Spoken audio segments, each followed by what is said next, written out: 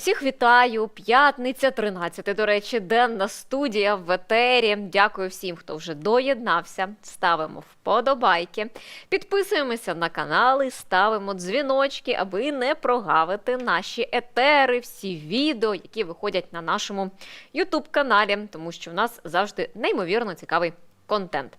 Ну і в першу чергу все, що ми завжди робимо, це донатимо. Донатимо на Збройні Сили України. Це сьогодні потрібно як ніколи, потрібно постійно. Тому, друзі, в нас є свій фонд, на який ви можете задонатити. Ми допомагаємо військовим і коли вони до нас звертаються, ми можемо оперативно надати їм будь-яку допомогу. І також підтримайте наш проєкт, тому що ми живемо завдяки тільки вашим донейтам, які ви нам надсилаєте щомісяця. Але нам потрібно розвиватися. І тому просимо вас робити ще. І можете ставати нашими постійними спонсорами на Патреоні або на платформі Buy Me a Coffee.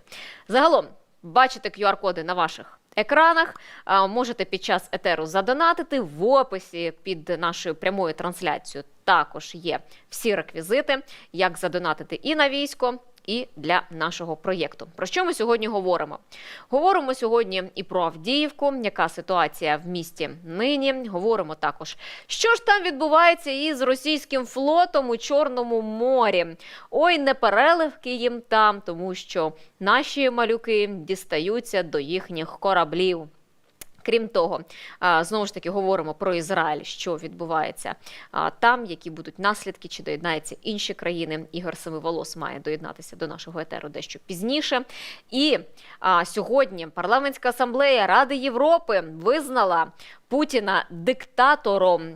Відповідну резолюцію ухвалили. Що вона означає? Чи розірве світ дипломатичні, політичні стосунки з Владимиром Путіним? Про це все теж поговоримо, тому чекаємо так само членкиню української делегації в ПАРЄ Євгенія Кравчук має теж доєднатися до нашого етеру сьогодні. Тому вподобайки, підписка, дзвіночок і залишайтеся із нами. Ну і в першу чергу поговоримо про Авдіївку, що відбувається там. 4-та доба вже минає, як окупанти почали штурм міста. Як повідомляє начальник міської військової адміністрації Віталій Барабаш, безперервні бої тривають, ситуація дуже складна. За його словами, ворожі удари по позиціях Збройних сил наші воїни вже навіть не рахують. Настільки їх було багато. Десятки ударів прийшлися і по самій Авдіївці. Барабаш також розповів, що росіяни не припиняють штурмувати місто ні вдень, ні вночі. Напередодні вони застосували дуже багато броньованої техніки, атакуючи позиції Збройних сил колонами. Барабаш розповів, що росіяни хочуть повністю оточити Авдіївку, і для цього вони зосереджені на ударах з флангів, з півночі та півдня. Але їм не вдається досягти результатів. При цьому росіяни б'ють не лише по фронтових містах та селах, вони обстрілюють тилові населені пункти. Зокрема, цієї ночі вдарили по селах Очеретинської громади. І за минулу добу є підтверджені жертви. Це 1 загиблий, 4 людини поранені і 2 людини перебували під завалами. Але, скоріш за все, Барабаш сказав, що ті люди, які були під завалами, вони, скоріш за все, на жаль, загинули. І воїни Сил спеціальних операцій показали, як вони борються із російськими атаками на Авдіївському напрямку. Вони одні із перших вступили в бій проти російських окупантів. Інформація станом на вчорашній вечір. Сьогодні вони ще не оновлювали. В ході вдало проведених засідок нальотів та успішної роботи екіпажів ударних безпілотників 3-го полку ССО знищено 5 танків, 1 БМП, 1 БТР, 1 бронеавтомобіль «Тигр» і десятки одиниць живої сили противника. Прикордонники також повідомили, що важко даються відбиття атак росіян і опублікували відповідне відео роботи. Давайте теж його подивимось. Гори, сука. Гори. Фух. Це було важко. І вночі кацапи обстрілювали наші позиціями фосфорними боєприпасами. Ось відповідне відео з'явилося в мережі. Наші воїни кажуть, що штурм їхній провалюється, і тому вони тепер беруть і використовують фосфорні боєприпаси проти наших воїнів по наших позиціях. І так само москалі знищили залізничний вокзал в Очеретиному, це поблизу Авдіївки. Про його обстріл днями москалі заявляли. І ось як виглядає тепер вокзал, дивіться.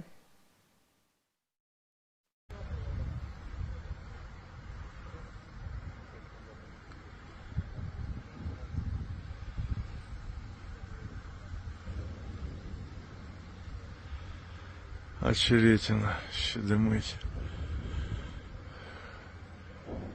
ЖД вокзал.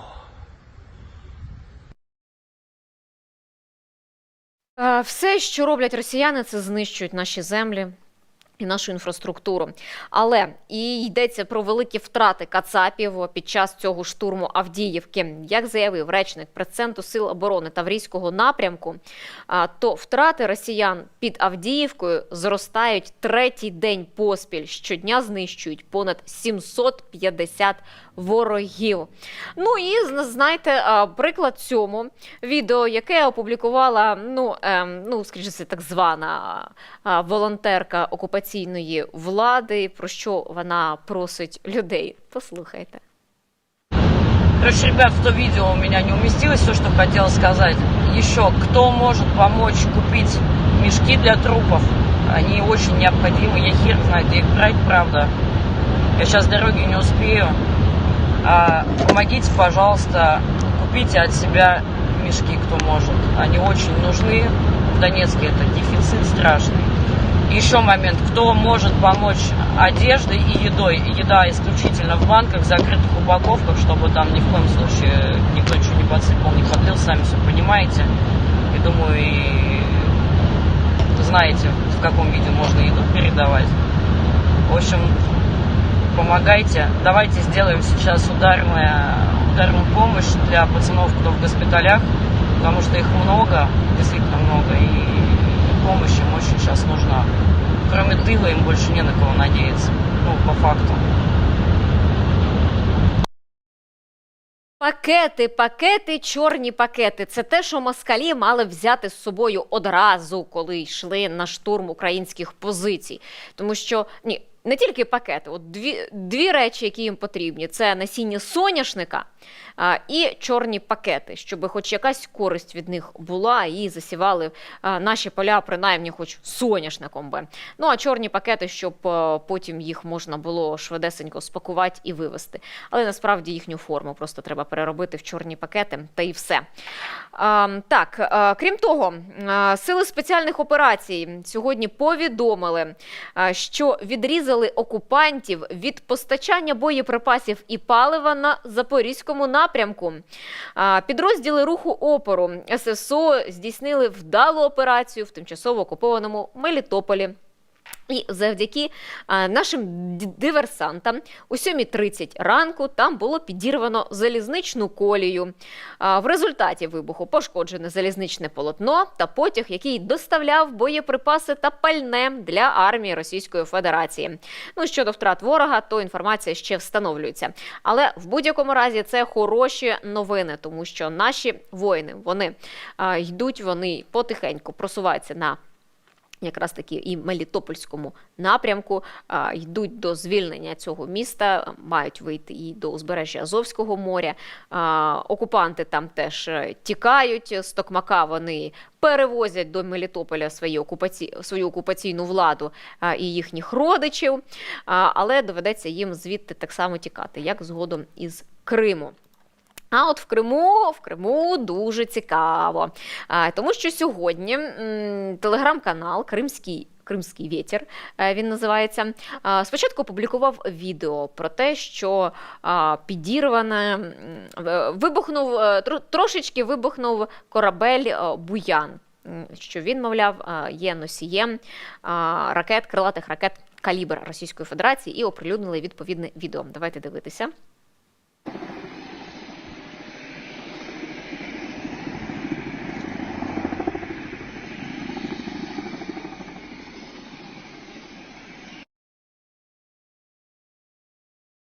Гарно скажіть.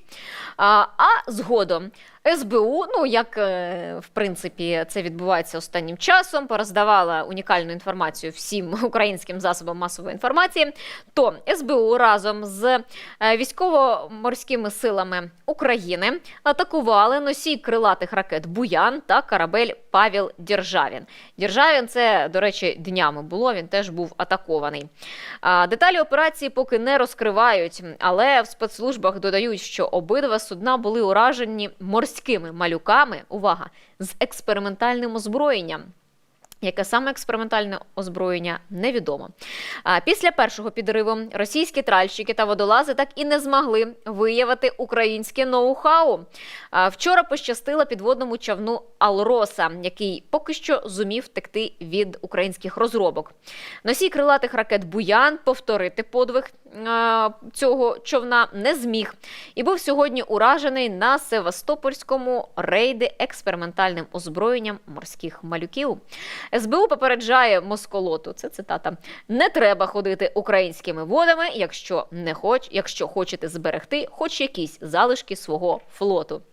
Ну, про полювання на Чорноморський флот Російської Федерації наші спецслужби, ну, сказати, що оголосили, не оголошували, але почали системно робити свою роботу.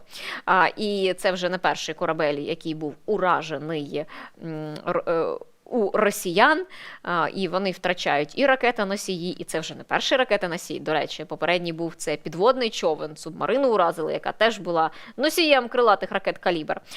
І Чорноморський флот Російської Федерації, в принципі, пав, як такий, я маю про будівлю, їхній штаб, і потроху вони залишаються і без своїх човнів. Я просто ще раз підкреслю, Україна – держава, яка не має свого флоту.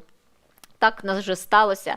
Гетьман Сагайдачний, він був потоплений на початку повномасштабного вторгнення Росії, щоб вони його не затопили. Він тоді перебував на ремонті.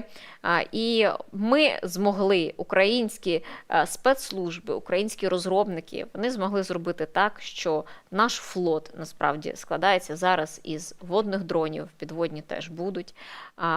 І вони уражають маленькі дрони. Наскільки вони маленькі, так, це як катери, але тим не менше, вони уражають величезні російські кораблі. І скоро не буде Росії просто чим пишатися, і не буде навіть що виводити там на свої рейди і тощо. Бо ми... Теж я пам'ятаю, коли з речником ВМС Дмитром Плетенчуком спілкувалися в нашому етері, і я його питала, наскільки ж можливо уражати кораблі ракетоносії. Нам же ж це теж важливо і потрібно, тому що росіяни, вони використовують свій флот в Чорному морі, щоб запускати по території України крилаті ракети «Калібр», які летять далеко і долітають до західних регіонів України. І тоді він сказав, що так, коли вони виходять, це важко зробити, але тим не менше, вже потихесеньку ми вчимося.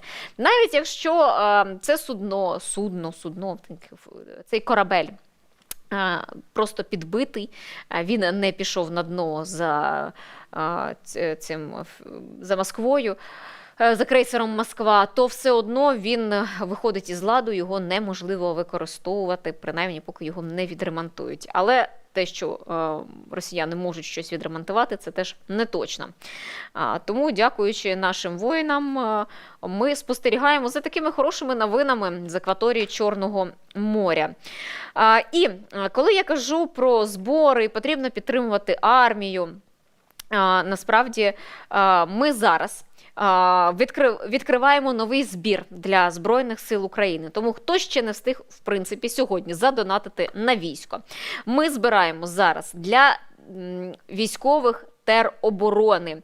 Їм потрібен квадрокоптер Mavic і 3 акумуляторні батареї для виконання бойових завдань. Наша мета – це 145 тисяч гривень. Друзі, я знаю, що ви насправді у нас неймовірні. Наші глядачі, вони неймовірні, і ви допомагаєте закривати наші збори дуже оперативно. Давайте всі разом допоможемо нашим військовим. Задонатьте, будь ласка. Ви бачите QR-код на своїх екранах. Можете просканувати. Є номер картки. Воїнам потрібна наша допомога. Насправді, в першу чергу, це потрібно нам. Нам потрібно, щоб у наших воїнів було все, вони були забезпечені. Наразі потреба в квадрокоптері Mavic і в акумуляторних батареях. Ми можемо це зробити, нам це все під силу. Є в нас відео ще від військових. Давайте дивіться і донатьте. Слава Україні! Наш підрозділ виконує бойові завдання на Херсонському напрямку і постійно потребує дронів. Наразі нам потрібен Mavic та 3 батареї до нього. Ми будемо дуже вдячні за надану вами допомогу. Слава Україні! Героям слава! Героям слава! Тому тоді, коли нам потрібно звільняти наші території, те, що ми можемо зробити, це допомогти військовим. Задонатьте, будь ласочка. От правильно, Міла Гайдай, ви кажете, маленьких донейтів не буває. Абсолютно. Ви можете там зробити, я не знаю, от зараз скільки банк пропускає яку мінімальну суму. От я знаю, по привату там раніше було 5 гривень мінімально, там, що можна було перекинути. Навіть ці 5 гривень, насправді, це ваша ваш величезний вклад в допомогу нашому війську і в наближення нашої перемоги. Херсонський напрямок, він теж гарячий. На Херсонському напрямку москалі постійно обстрілюють. Сам Херсон перебуває постійно під обстрілами. І військові, які зараз там є, ви їх бачите, вони просять нашої допомоги. Давайте всі разом це зробимо і зробимо якнайшвидше. Далі поговоримо про війну в Ізраїлі. Знову ж таки, ця тема, вона не стихатиме. На жаль, маємо те, що маємо. Місцевий конфлікт розгорівся і Хамас атакував Ізраїль. І тепер Ізраїль дає потужну просто відповідь на дії терористів. Але за попередньою інформацією від ізраїльської сторони, яку поки ще не вдалося підтвердити, в полоні бойовиків Хамас можуть перебувати громадяни України. Про це повідомив посол України в Ізраїлі Євген Корнійчук. За його словами, він каже, що варто зрозуміти, що ми не знаємо місце знаходження певної кількості людей. І не виключається, що частина з них може бути у полоні. Корнійчук додав, що під час розшуку громадян українські дипломати тісно співпрацюють з ізраїльською поліцією. І вони не відкидають і такої версії, що частина може бути в полоні бойовиків Хамасу. Крім того, Євген Корнійчук і прокоментував інформацію, яка з'явилася напередодні, що Володимир Зеленський може відвідати Ізраїль. Це буде такий жест підтримки країни. Корнійчук каже, що на сьогодні існує зацікавленість, що візит Володимира Зеленського в Ізраїль відбувся. Але про деталі говорити поки що зарано. Він зазначив, що наразі не може коментувати інформацію щодо планів українського президента, оскільки поїздки Зеленського не є предметом суспільного обговорення під час війни. Тому про відповідну зустріч, відповідну поїздку ми зможемо дізнатися лише з преси, коли це рішення буде ухвалено і президент прибуде до Ізраїлю. Крім того, Корнійчук додав, що на сьогодні є зацікавленість, щоб візит відбувся і максимально безпечно та ефективно для обох сторін. Тим часом по ситуації в Ізраїлі, то Ізраїль наказав 1 мільйону жителів півночі сектора Гази залишити регіон у найближчі 24 години. І, відповідно, в ООН на це вже відреагували. Речник Генсека Стефан Дюжарік сказав, що це такі заклики неприпустимі. ООН рішуче закликає скасувати будь-який подібний наказ, якщо він буде підтверджений, щоб уникнути перетворення і без того трагічної ситуації на катастрофічну. За даними ООН, наказ, який надійшов близько опівночі у п'ятницю, стосується близько 1 100 000 осіб. Це половина населення всього сектору Гази. Дюжарік додав, що ізраїльські військові проінформували представників ООН, які перебувають у Газі, що розпорядження також поширюється на всіх співробітників Організації Об'єднаних Націй та тих, хто перебуває в її приміщеннях, включаючи школи та лікарні. Він також додав, що ООН вважає неможливим, щоб таке переміщення відбулося без руйнівних гуманітарних наслідків. І Цахал скидає на Бейт-Лахі в секторі Гази листівки із закликом залишити свої будинки. Що йдеться у тексті цієї листівки? Вона виглядає ось так. З метою вашої безпеки ви повинні негайно залишити свої будинки та піти у притулки. Цахал не зацікавлений у заподіянні шкоди вам чи членам вашої родини. Будь-хто, хто є поряд з терористами Хамаса або терористичними об'єктами, наразить своє життя на небезпеку. Йдеться у такій листівці. А водночас Хамас закликав палестинців залишатися вдома, попри оголошення Ізраїлем повної евакуації в секторі Гази. Речник гуманітарної організації Палестинського Червоного півмісяця сказав, що більше 1 мільйона людей неможливо безпечно перемістити так швидко. На відео зараз це атака сектору Гази авіацією Цахалу. Крім того, сьогодні Хамас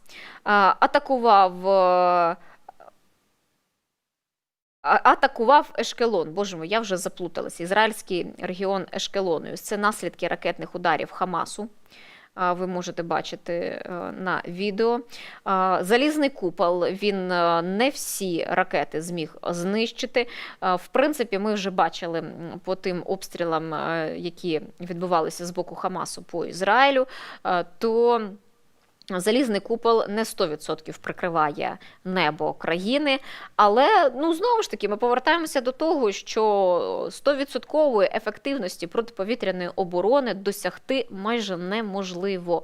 Але, тим не менше, що 90% ракет перехоплюються, 90% ракет збиваються, це вже є, насправді, великим досягненням.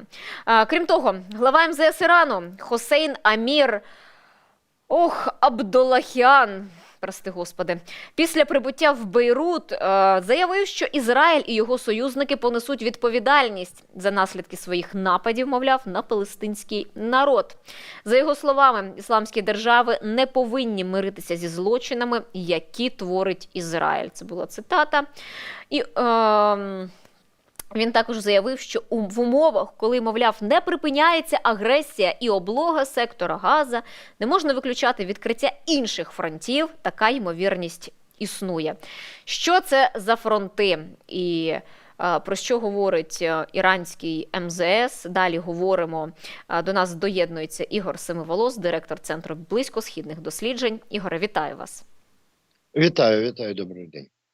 Дивіться, от останнє про те, що я проговорила, це заява голови МЗС Ірану про те, що в цих умовах, в яких зараз перебуває сектор Газа, він розкритикував дії Ізраїлю по бомбардуванні цієї території і каже, що не можна виключати відкриття інших фронтів, що така ймовірність існує.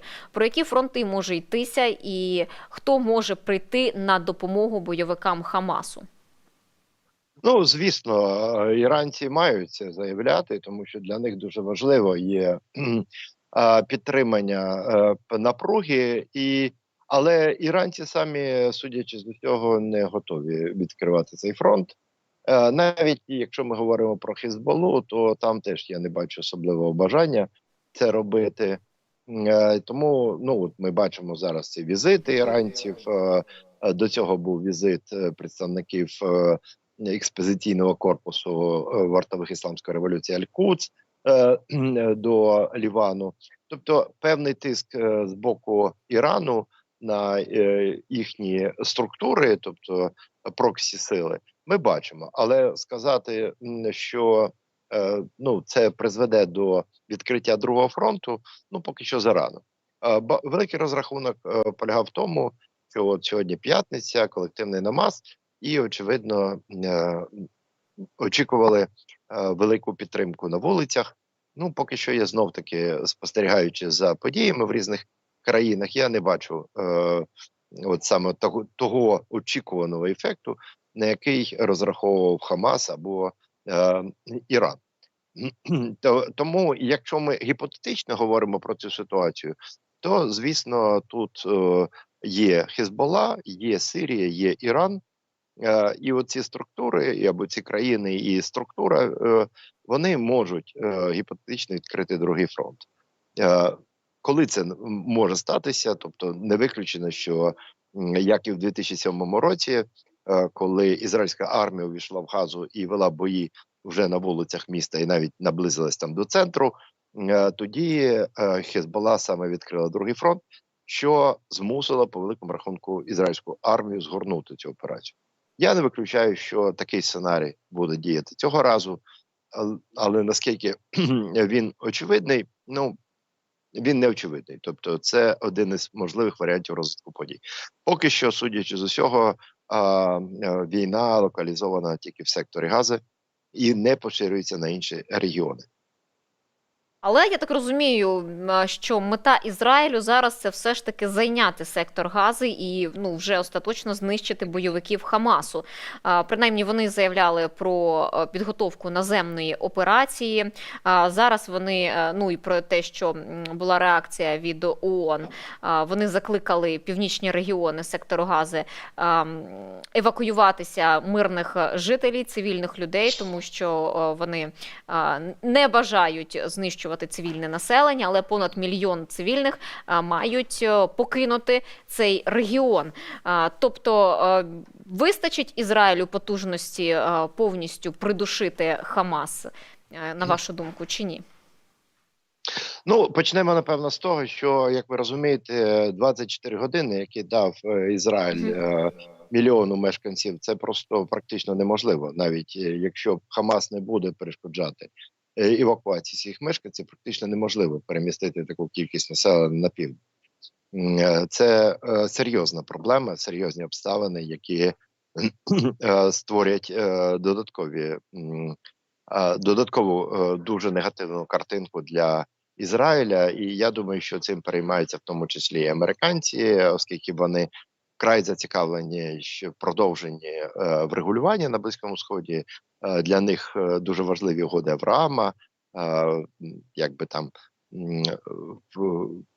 особливо зближення при певних обставинах Саудівської Аравії, Сполучених Штатів Америки і Ізраїля. Але станом на зараз я можу сказати, що ізраїльська влада попереджає вже своїх мешканців, що війна буде довгою. Очевидно, що в секторі Газа існує не лише наземні комунікації, і доволі багато підземних комунікацій з великим арсеналом зброї, тому просування ізраїльської армії в секторі буде складним і з великою кількістю жертв загиблих. Отже, якщо припустити, що Ізраїль кине всю армію свою на сектор Газа, а це там 300 тисяч мобілізованих, то, звісно, він придушить опір.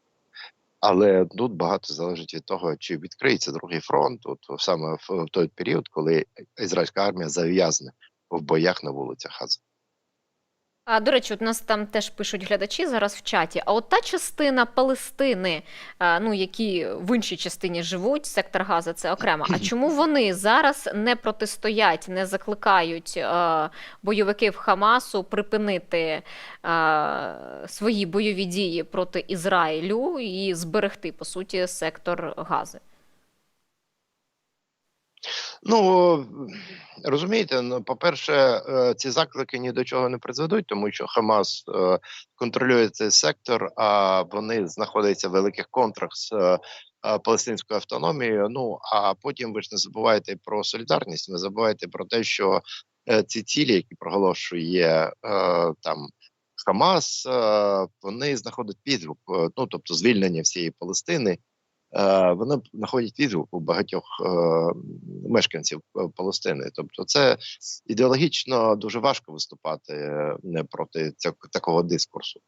І те, що це Західний берег тримається і не йде на заворушення, це вже великий плюс, це вже є підстави говорити, що переважна більшість мешканців Західного берега не підтримує тих методів і тих дій, які здійснює Хамас.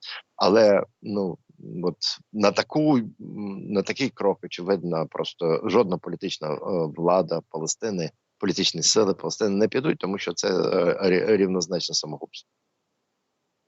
Сьогодні міністр оборони США Ллойд Остін прибув до Тель-Авіва для зустрічі з прем'єр-міністром Нетаньягу. Зокрема, говоритимуть про оборонні потреби Ізраїлю щодо відповіді терористичному групуванню Хамас. Напередодні до Ізраїля також прибув і держсекретар США Ентоні Блінкен. Зеленський, до речі, ймовірно, теж може поїхати до Ізраїля, якщо такий візит буде узгоджений з ізраїльською владою. Ну, в першу чергу, що це демонструє з боку Сполучених Штатів Америки, такі візити? І чи може йтися про те, що десь може постраждати Україна в наданні озброєння від Сполучених Штатів Америки? Чи не переключаться, принаймні частково, США на більшу допомогу Ізраїлю, ніж Україні?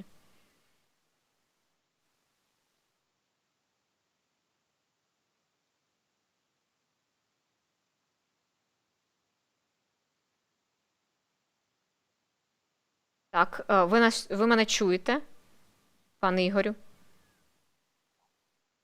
Так, що в нас відбувається зі зв'язком? Ілля, якщо ти мені скажеш? Ну, зрозуміло, що візит Остіна, я не все почув, на жаль, тому що був поганий зв'язок. Да, я вас чую. Да, я вас чую. Так, чуєте, бо я так бачу, що трошечки Я вас чую, все зависло. Я просто не все... Ллойд Остін до Ізраїлю приїхав напередодні держсекретар США Ентоні Блінкен. Зеленський так само хоче відвідати Ізраїль, якщо такий візит буде узгоджений з тамтешньою владою. Ну, я тут питала, наскільки зараз існує ймовірність, що Україна може дещо постраждати з боку Сполучених Штатів Америки, якщо вони там, можливо, частково переключаться у своїй допомозі Ізраїлю, надаватимуть більше, ніж Україні зараз?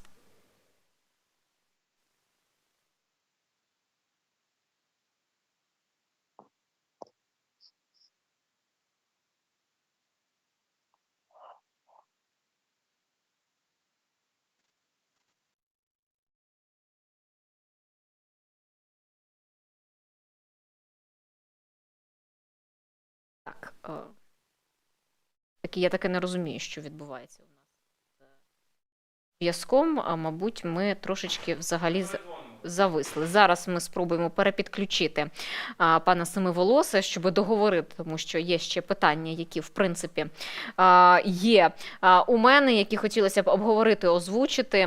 Можливо, ви маєте свої питання. Я дивлюся, тут вже пішла дискусія в нас в чаті щодо того, так...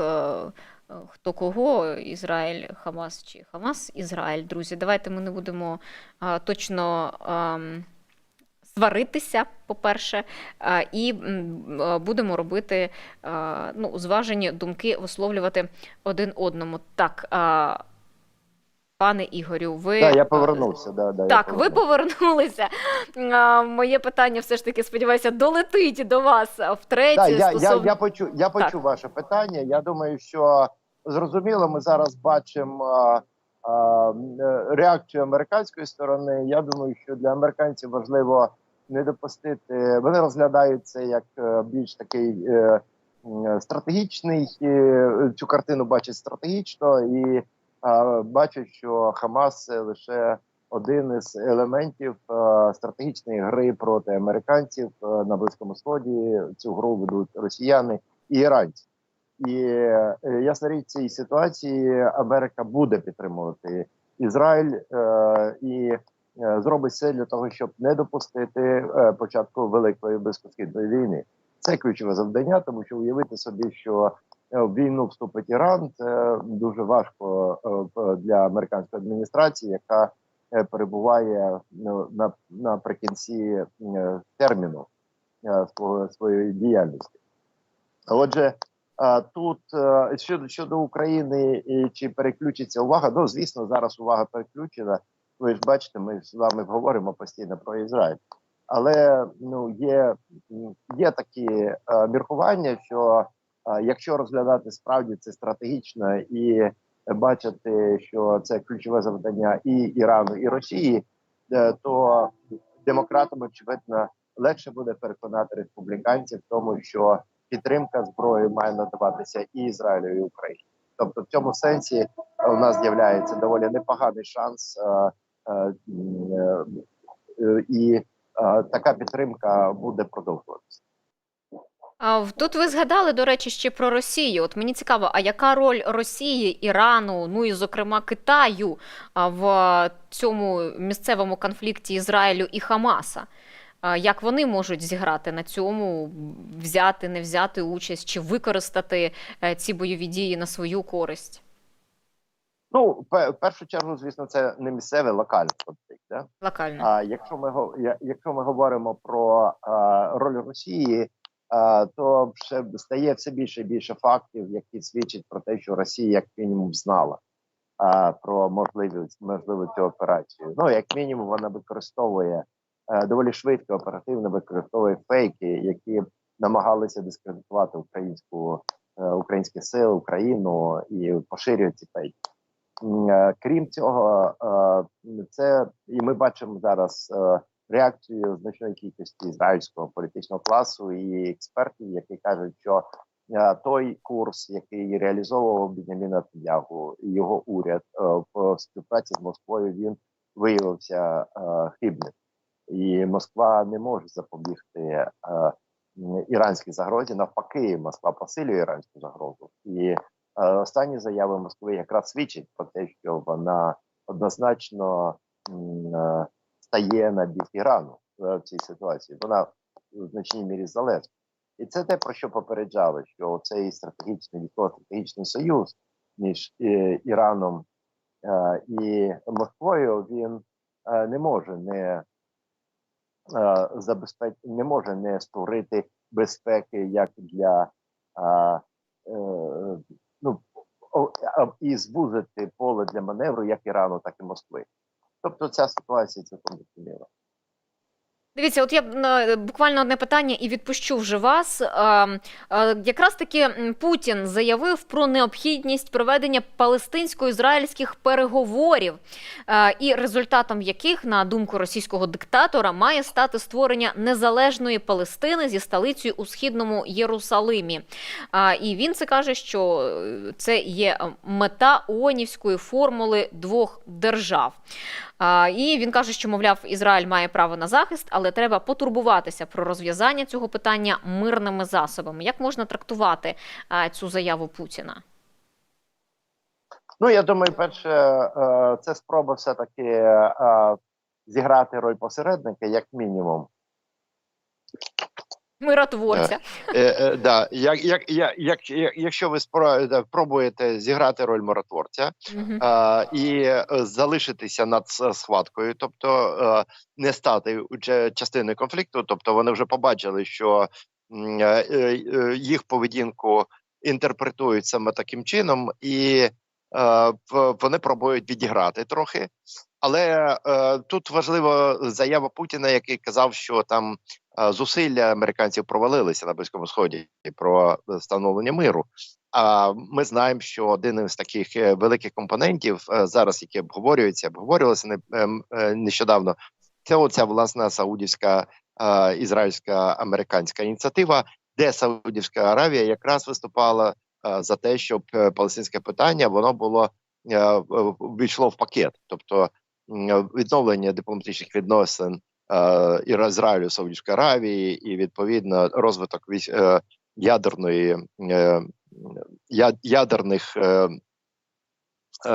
реалізації ядерних технологій, і відповідно, значить, оборонний союз такий, він міг бути реалізований тільки при умові, що Ізраїль погоджується на створення палестинської держави. Тобто Путін хоче перехопити просто ініціативу, не дати можливості американцям саме виступити бенефіціарами в цьому процесі. Але Путіну, я так розумію, це не вдасться. Ну, будемо Шанси. сподіватися. Гра дуже серйозна, ви розумієте? Тобто там зараз ніхто однозначно не може сказати, як воно буде. Мгм. Я зрозуміла. Дякую, Ігорю, що долучилися до нашого етеру. Дякую за ваш аналіз війни в Ізраїлі проти Хамасу. Ну, гарного вам дня, в першу чергу. І спокійного. Так, це був Ігор Семиволос, директор Центру близькосхідних досліджень.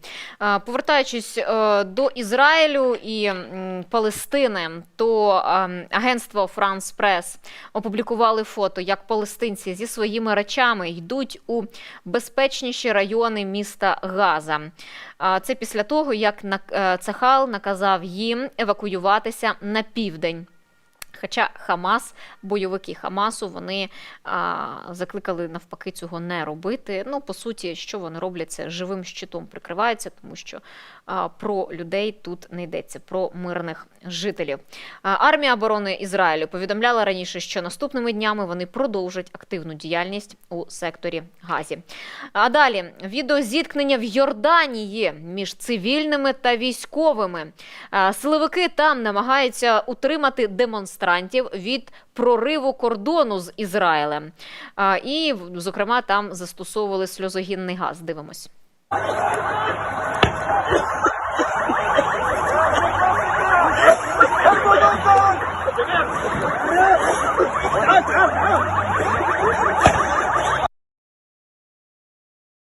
Ну, от тут до питання того, наскільки інші країни, які сусідствують з Ізраїлем, можуть чи будуть доєднуватися до протистояння з ізраїльтянами. Ну, бачите, як Ігор Семиволос каже про те, що поки що і сам Іран не готовий безпосередньо взяти участь у наступі проти Ізраїлю. А наша бригада «Людь» записала на передовій ролик з підтримкою Ізраїлю. Давайте подивимось.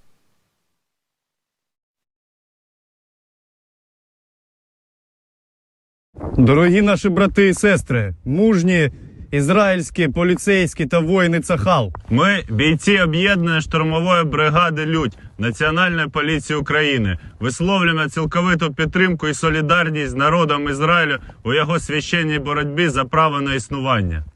Ми, українці, як ніхто розуміємо і розділяємо ваш біль і вашу лють. Щиро співчуваємо за загиблими мирними громадянами, ізраїльськими поліцейськими і воїнами. Сьогодні ми з вами в одному окопі і на одному фронті. Україна і Ізраїль спільно протистоять темним силам і кривавому світовому терору. Ми разом з вами у цей важкий для вашої країни час. Зло буде покарано, добро переможе. Слава Україні! Ам Ізраїль хай!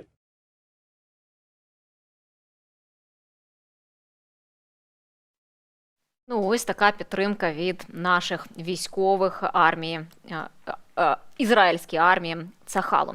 Друзі, а я нагадую, перед тим, як ми далі перейдемо до теми рішень ПАРЄ, і, зокрема, про визнання Путіна диктатором, я нагадую про те, що ми відкрили збір і допомагаємо бійцям ТРО, які перебувають на Херсонському напрямку. Ми збираємо на квадрокоптер Mavic і на 3 акумуляторних батареї. Все це потрібно нашим воїнам для виконання їхніх бойових завдань. Наша мета – це 145 тисяч гривень. На своїх екранах ви бачите QR-код, який можете відсканувати і задонатити, а також номер картки, на яку можна задонатити. Сьогодні важливо підтримувати наше військо.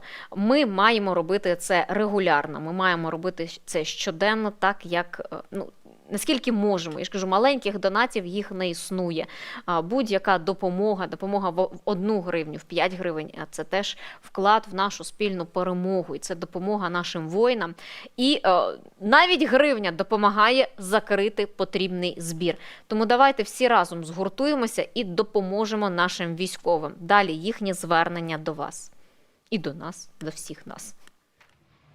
Слава Україні! Наш підрозділ виконує бойові завдання на Херсонському напрямку і постійно потребує дронів.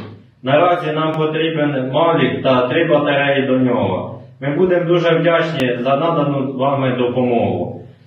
Слава Україні! Героям слава! Непростий херсонський напрямок, тому що москалі там, коли вони втратили Херсон, вони не можуть заспокоїтися, вони продовжують бити по наших регіонах, вони продовжують знищувати місто, вони продовжують знищувати цивільних громадян України. Тому давайте підтримаємо наших військових. Не просто сьогодні і на Авдіївському напрямку, я про це теж нагадую, тому що там наші воїни, вони продовжують стримувати штурм росіян.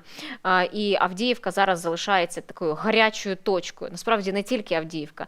На Лимано-Куп'янському напрямку москалі теж почали штурмові дії, і там теж наші військові їх стримують. Вони, таким чином, вони намагаються відтягнути наші сили. Сьогодні буквально слухала Євгена Дикого, і він казав про те, що із південного напрямку таким чином росіяни намагаються відтягнути українські сили. Перед цим з Петром Черником говорили про те, що із Бахмутського напрямку також росіяни намагаються відтягнути наші сили ось цим посиленням атак на наші позиції поблизу Авдіївки. Чому зараз вони це саме обрали? Чому вони не робили цього влітку? Але тим не менше вони розуміють, що вони свої позиції так само втрачають. Вони зараз застосовують тактику м'ясних штурмів, коли просто закидують гарматним м'ясом наші позиції, і вони не шкодують. Шторм Z у них сформовані, які вони використовують для того, щоб вбити і піти по своїх же ж трупах, насправді. Тому і Путіна, врешті-решт, визнали диктатором в Парламентській асамблеї Ради Європи. Є таке рішення сьогодні. Про це написали наші представники представники нашої делегації в Парламентській асамблеї Ради Європи. За відповідне рішення проголосували 43 депутати. Як кажуть, що це дуже важливе рішення.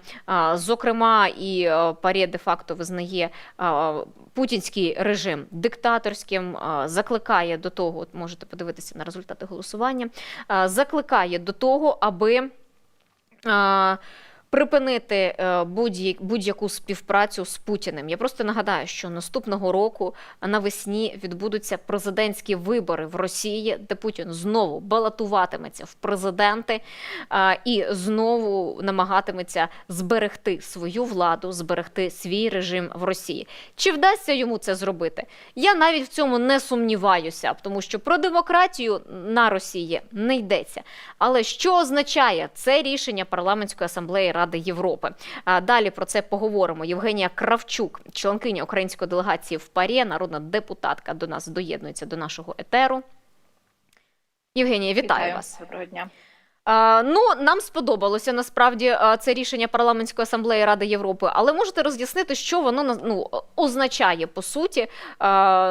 ПАРЄ визнає Путіна диктатором, закликає країни доєднатися і визнавати путінський режим диктаторський, Путіна диктатором. Що це означає? Перш ніж поговорити про сам текст резолюції, як вона готувалася, то варто нагадати, що таке Рада Європи. Рада Європи – це міжнародна організація, яка має 46 країн-членів, і до 2022 року, до березня, Росія також була членом Ради Європи, але нам вдалося її вигнати. Тобто не просто там Росія вийшла із цієї організації, а саме її виключили за порушення статуту, за війну агресивну проти України, за повномасштабне вторгнення. І що таке резолюція Парламентської асамблеї Ради Європи? Звичайно, що це така, певна рекомендація урядам. Це не є обов'язково для виконання, але це є таке звернення до урядів країн Ради Європи робити певні дії. І от якраз цей репорт, він стосувався того, які ж наслідки мала зміна Конституції Ерефії в 2021 році, коли Путін фактично перетворився на царя і продовжив можливість перебування на посаді президента, вже там не граючись, хто кому гріє крісло, як тоді було з Медведєвим, продовжив фактично перебування до 2036 року. І цей весь процес досліджувала Венеційська комісія, яка також є однією з інституцій Ради Європи, і прийшли до висновку, що, звичайно, що це все в порушеннях, не можна такого робити, бо, власне, змінюваність влади – це і є ознака демократії, а коли людина, лідер уже там більше 20 років, майже 30 років при владі, немає жодного балансу, бо парламент просто там бутафорський, приймає всі незаконні рішення, уряд теж підпорядковується президенту, тобто немає цього стримування і противаг абсолютно. Відповідно, що це? Це диктатура. А хто очолює таку державу? Це диктатор. Дуже важливу правку вдалося провести, щоправда, це теж дуже симптоматично, про це варто поговорити, з певною в редакції, на яку погодились європейці. Це те, що після 2024 року, після оцих псевдовиборів, урядам країн-членів Ради Європи рекомендується утриматися від будь-яких дипломатичних контактів із так званим президентом, майбутньому Російської Федерації. Раз ми вважаємо, що після оцих змін до Конституції вже не варто розглядати це як волевиявлення, як вибори, як якийсь демократичний процес. Окрім гуманітарних контактів, і отут увага, окрім можливостей встановити мир.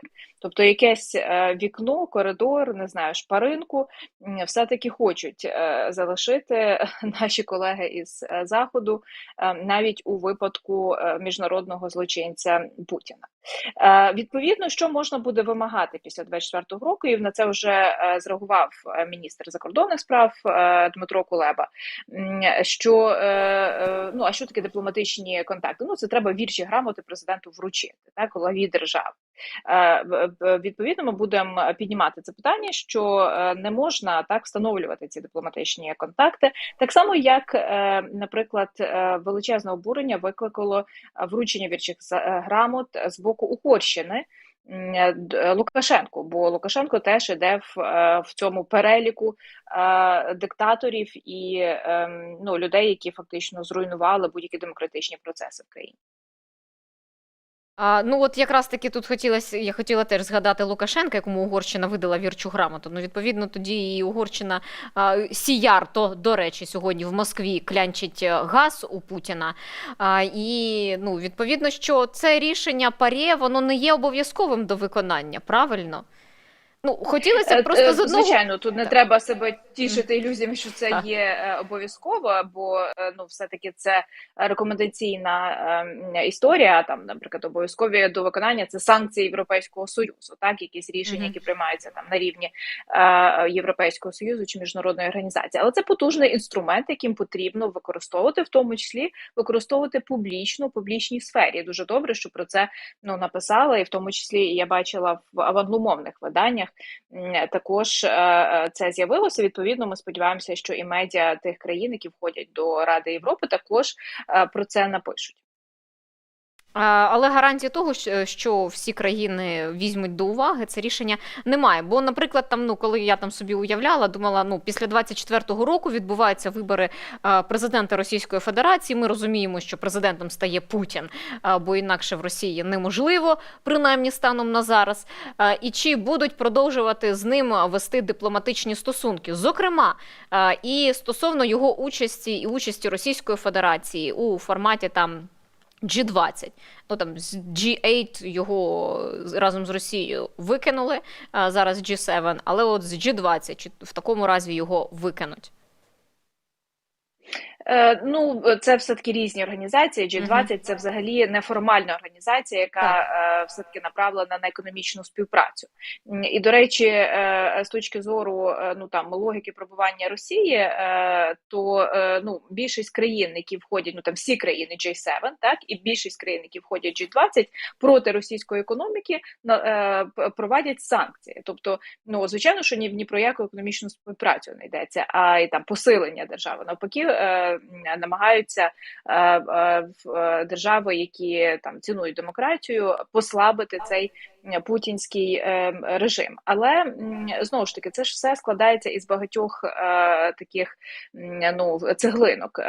Наприклад, цього року в травні в Рейк'явіку був проведений вперше там за дуже багато років, взагалі це четвертий в історії, саміт лідерів країн Ради Європи. І там створили реєстр збитків, які завдала і завдає Російська Федерація. Мова не лише про там збитки інфраструктурі, державі, якісь там втрати культурної спадщини, але й власне те, як страждають люди, які там втрачають здоров'я, на жаль, дехто і життя, відповідно, родичі можуть ці клеймс записувати. А з чого це все почалося? Так, оце створення цього реєстру збитків і з відповідної резолюції Парламентської асамблеї Ради Європи.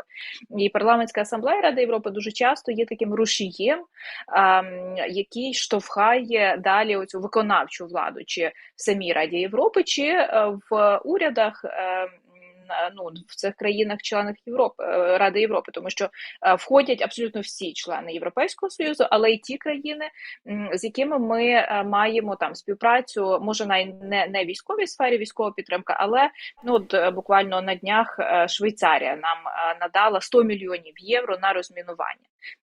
Швейцарія нейтральна, так, вона може не зброю давати, а там кошти чи якісь гуманітарну допомогу. І ми про це якраз з колегами швейцарськими, в тому числі на полях Парі, говорили про розмінування. Тому це, знаєте, варто використовувати різні інструменти. І я зараз бачу, що насправді, зважаючи на ту кількість воєн, які відбуваються в світі, особливо от напад Хамаса на Ізраїль, нам потрібно буде конкурувати. Ми не кажемо, як і президент каже, ми не збираємося там мірятися горем чи там мірятися з кількістю смертей, але це все одно буде конкуренція за увагу, за допомогу. І будь-який майданчик, де Україна може ефективно доносити не тільки свою позицію, але й переконувати в ці позиції інші країни, щоб вони її підтримували і вголос про це говорили, про це треба робити. Бо Росія зараз активізує всі сплячі партії, всіх своїх там НГО, так званих на Заході, і буде намагатися руйнувати цю єдність західного світу зсередини. Тут, знаєте, принаймні, коли відбудуться вибори на Росії, і ця резолюція, як на мене, вона стане такою опорою, щоб закликати світ, принаймні цивілізований світ, далі протистояти Путіну і не підтримувати будь-яких контактів із Російською Федерацією. Тому що вибори в Росії, вони відбуватимуться і на тимчасово окупованих територіях України. І легітимність Путіна, в принципі, як і всієї російської влади після і цих виборів, які були минули у вересні, вони не є легітимними для нас, для українців точно, і світ це теж має зрозуміти. Для українців, звичайно, і ми про це говорили в Верховній Раді, коли відбувалися так звані псевдовибори, оці от місцеві. До речі, резолюції також в Парламентської асамблеї Ради Європи цієї сесії жовтневої якраз засудила проведення цих псевдовиборів і не визнають їх. Але треба бути реалістами, тому що вже там, коли останній раз Путін обирався, так, в лапках, він же обирався з голосами з окупованого Криму. І про це, на жаль, і Думу визнали, і самого Путіна визнають його легітимність. Тому треба використовувати будь-які, весь масив аргументів. І вибори на тимчасово окупованих територіях, і там спроба анексії до цього як аргумент української території, і те, що фактично це не є демократичний процес, і про це якраз власне і сказала Венеційська комісія, що ці зміни, які були внесені, тобто він не має права балотуватися, якщо коротко. Через що його треба вважати нелегітимним, бо він не мав права йти на вибори. Так, Євгенія, дякую за ваші роз'яснення. Дякуємо за вашу роботу і пророблену в парламентській асамблеї Раді Європи. Гарного вам дня. Дякую І вам. сподіваємося, що на міжнародній арені в нас будуть і далі велике зрушення. Дякую вам. Дякую.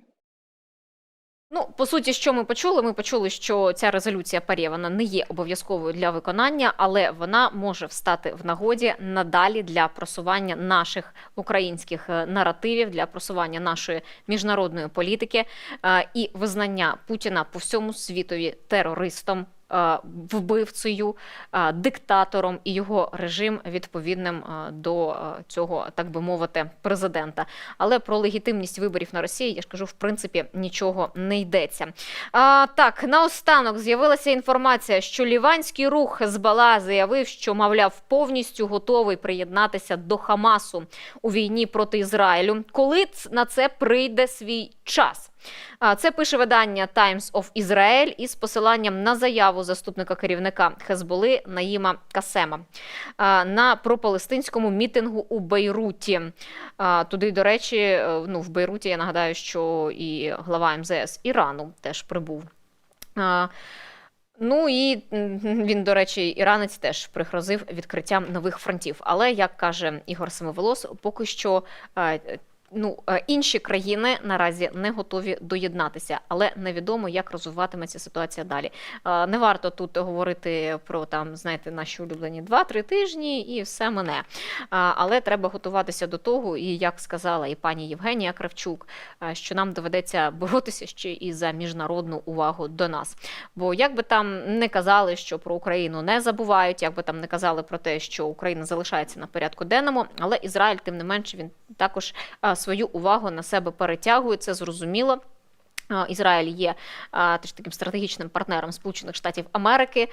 Туди поприбували і Ллойд Остін, і Ентоні Блінкен, обговорюють подальшу допомогу, але Україну теж підтримують, і про це не варто забувати, і нам надають допомогу, і Рамштайн-16, який відбувся цього тижня у Брюсселі, він це теж довів, що наше небо, зокрема, українське небо, зокрема, закривається цією зимою, і наша протиповітряна оборона посилюється. Але у нас на меті 145 тисяч гривень, я нагадаю. Сьогодні неодноразово вже під час нашого етеру згадувала, ми відкрили збір для бійців ТРО, які перебувають на Херсонському напрямку. Хто ще не задонатив, підтримуйте, будь ласка, цей збір. Всі дані в нас так само будуть і опубліковані в нашому телеграм-каналі, у всіх наших соцмережах. Всі реквізити ви зможете побачити там під нашими етерами. Вечірня студія буде так само всім нагадає про цей збір. Давайте максимально швидко його закриємо. Ви неймовірні, ви нам завжди допомагаєте, наші глядачі, це робити, і наші військові отримують відповідну допомогу завдяки вам. Вподобайки до цього етеру, ті, хто не дотицяв, давайте зробіть це. Підписка на канал, ставте так само дзвіночки, щоб YouTube нагадував, коли відбуваються наші етери, ми викладаємо відео, весь контент, який ви маєте не пропустити на нашому YouTube каналі. Донатимо на ЗСУ. Підтримайте, будь ласка, і наш проєкт, тому що ми потребуємо вашої підтримки. Бо ви є, наші глядачі, ви є нашими спонсорами. Постійно ви тримаєте нас на плаву і допомагаєте нам розвиватися. Тому, будь ласка, докладайтеся до розвитку нашої роботи. Дякую вам. Зустрінемося у понеділок в денній студії о 15:30, як завжди. А сьогодні ще не прогавте вечірню студію. До зустрічі!